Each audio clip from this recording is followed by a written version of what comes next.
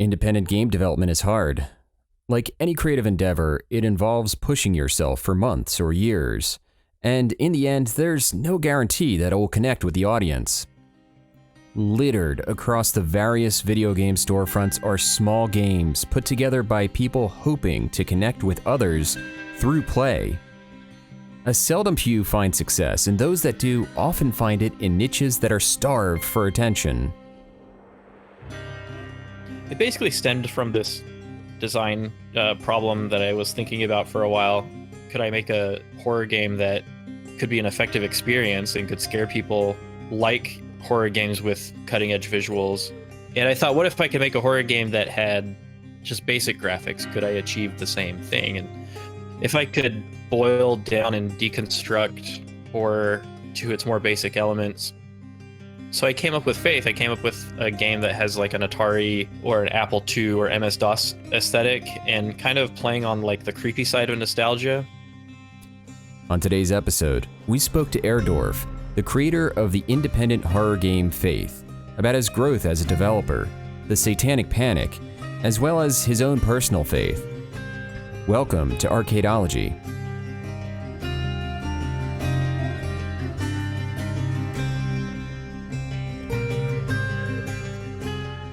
Game developers find their way to their craft any number of ways. But Airdorf's journey started with the deconstruction of a classic game. I did some stuff with Zelda Classic. It's like a ROM hack of the original Legend of Zelda, and they have a little editor that lets you make your own. They call them quests. So I made a couple of like NES style, like first and second quest clones, and then you could bring in custom tile sets. So I really, really love Link's Awakening for Game Boy, the original. That's like my favorite game of all time. And so I made like a follow-up to it. But I've always wanted to make a horror game, but I didn't really have the know-how to work with current generation graphics.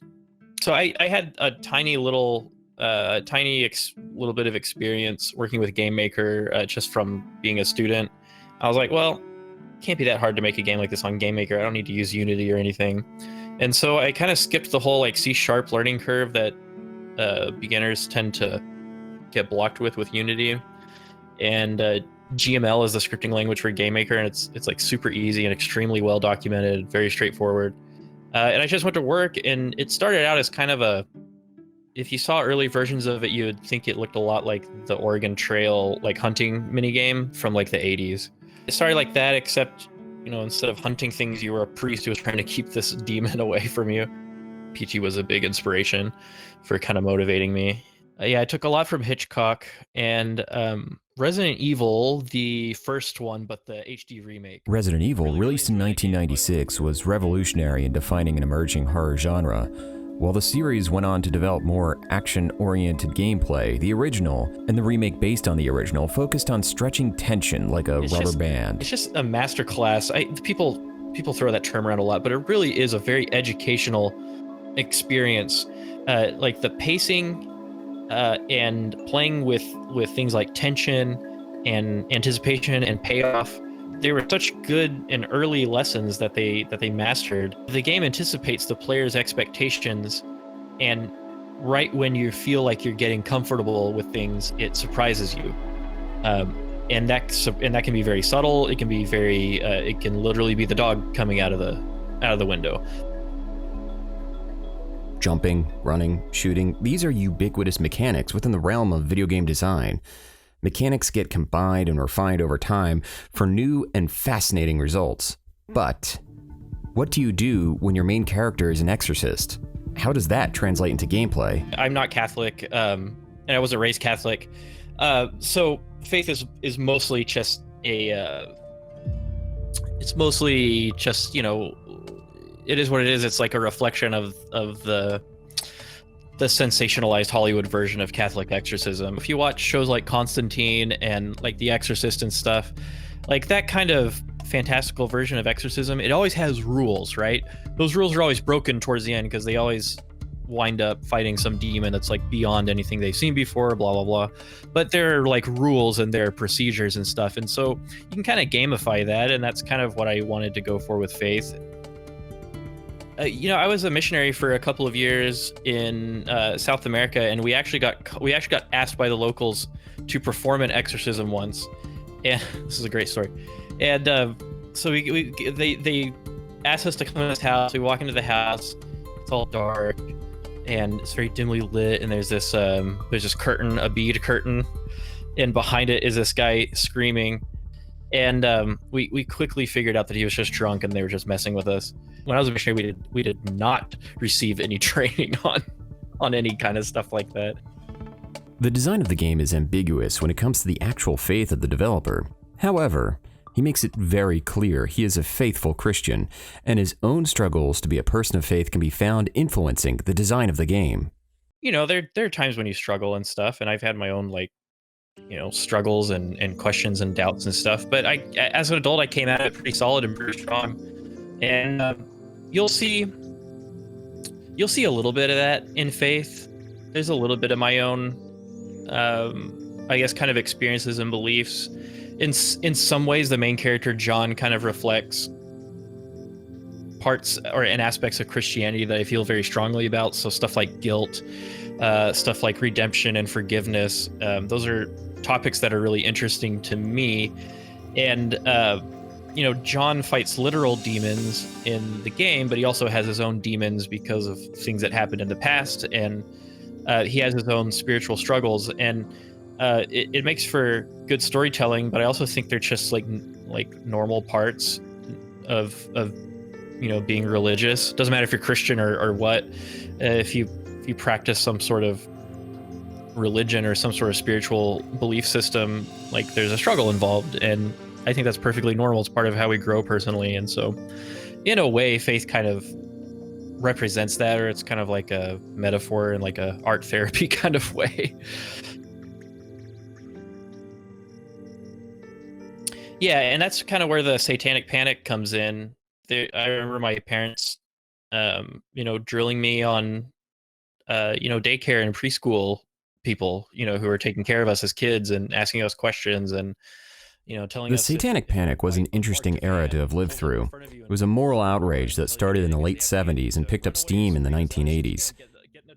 Dungeons and Dragons and heavy metal music often faced some particular ire from those that were panicked. One of the earliest precipitating incidents was the disappearance of Dungeons and Dragons player James Dallas Egbert III. A fearfulness generated by local news stations, compounded by politicians and the evangelical right, made for some strange days. But yeah, there is a little bit of commentary on that era.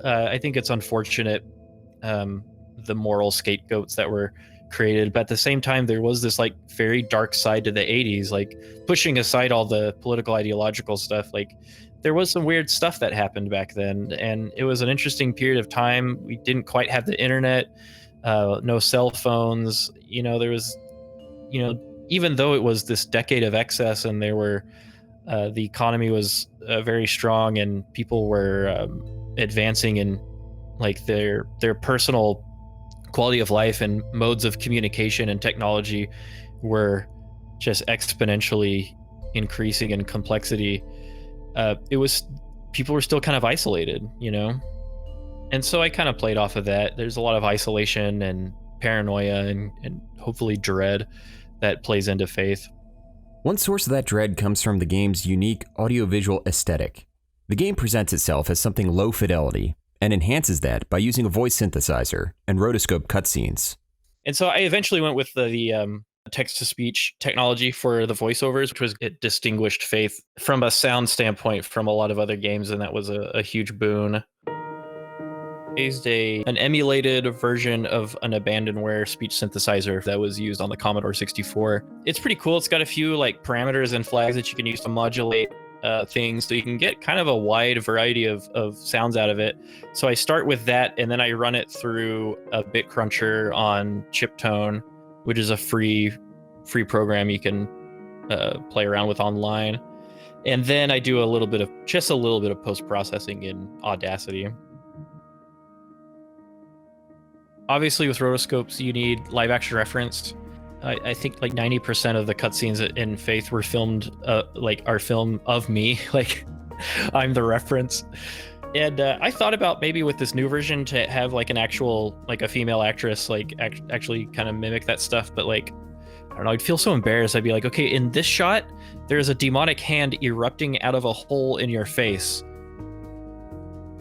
Yeah, so I start with my reference footage, and then I import that into Photoshop, and then I use their timeline animation tool, and I go frame by frame. It's 15 frames per second. And so it's several drawings, like a lot of drawings, if you do like a 4 or 6 second animation. And it used to take all day, but now I have access to one of those Cintiq tablets where I can just draw on it. You ever watch SpongeBob where they kind of cut to like an extreme close-up that's like highly detailed? I love that kind of stuff because it's so disruptive. It kind of, because it's so aware of when the viewer is comfortable, and then it flips that on its head, you know? I wanted something that looked like it didn't belong there, and yet it's there. The Witch came out in 2015, and something I'll always remember is in one of the trailers is this accolade that it shows during the trailer that says some critic said that it feels like I'm watching something that I shouldn't be seeing. And I was like, man, that is such a strong sentiment. And so that's kind of what I went for. I wanted to do something that looked like, that definitely did not, like technologically wouldn't have been possible in the Apple II era. You know, the simple graphics kind of lull the player into this false security aesthetically, you know, that they can get used to what they're seeing. You know, there are some scary chunks of pixels, but it's, you know, in the end, they're just chunks of pixels. Well, you know, here's something that actually moves and acts like a human, and it is directly confronting them. So I think there's something kind of powerful in that. I certainly get freaked out by them. I wanted to be something that was like, you know, what if you found this old cartridge or this old floppy disk at like a garage sale, you know, and you feel like you should remember this game, but you kind of don't. And then you boot it up and it's like something that definitely should not, it's better that it did not show up in that era. So I wanted to do something that was a little bit more than just a retro style game.